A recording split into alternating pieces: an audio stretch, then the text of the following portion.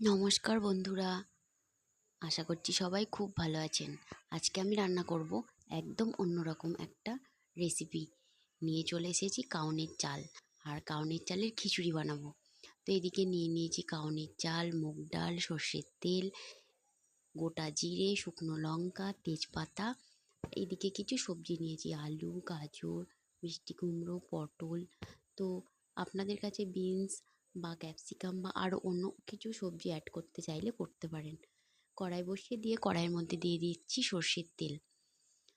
সর্ষের তেলের মধ্যে দিয়ে দেব দুটো তেজপাতা, শুকনো লঙ্কা আর দিয়ে দেব সামান্য গোটা জিরে। কাউনের ভাত অনেকেই খেয়ে থাকবেন বা খেয়েছেন। এইভাবে খিচুড়ি বানিয়েও কিন্তু খাওয়া যায় আর খুব ভালো হয় খেতে, একদম অন্যরকমভাবে। আর আমার এই রেসিপিটা ফার্স্ট টাইম বানিয়েছি আর খেতে কিন্তু দুর্দান্ত হয়েছিল। তো এদিকে ফোড়নটা ভাজা হয়ে গেলে ওর মধ্যে সমস্ত সবজিগুলো দিয়ে দেব। সবজিগুলো দিয়ে দেওয়ার পর ভালোভাবে নাড়াচাড়া করে নেব।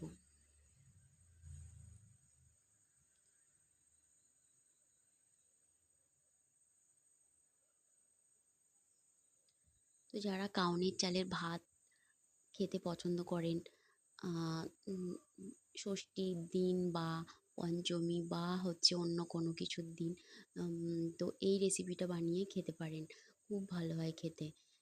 উম, ডালিয়ার খিচুড়ি অনেকে খেয়ে থাকেন, এটাও কিন্তু খুব ভালো হয় খেতে।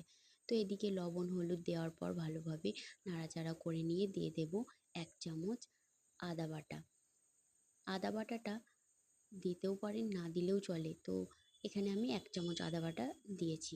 আদা বাটাটা দেওয়ার পর ভালোভাবে নাড়াচাড়া করে নিয়ে দিয়ে দেব ভালো মতো পরিষ্কার করে নেওয়া মুগ ডাল। মুগ ডালটাকে 2 মিনিট আমি এইভাবে নাড়াচাড়া করে নেব।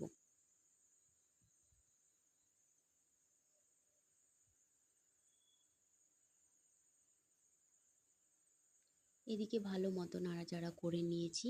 এরপর আমি দিয়ে দেব পরিমাণ মতো জল। জলটা কিন্তু একবারে পরিমাণ মতো দিতে হবে। তো এদিকে জলটা দেওয়ার পর আমি ডালটা সেদ্ধ হতে দেব।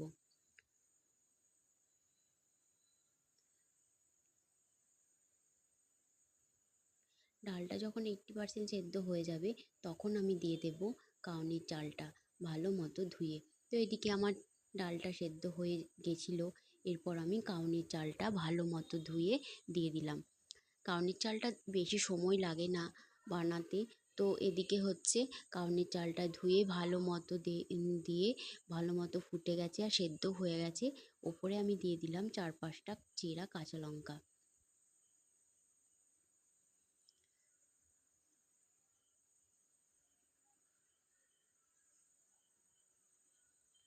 আমি এবার দিয়ে দিচ্ছি সব শেষে ঘি।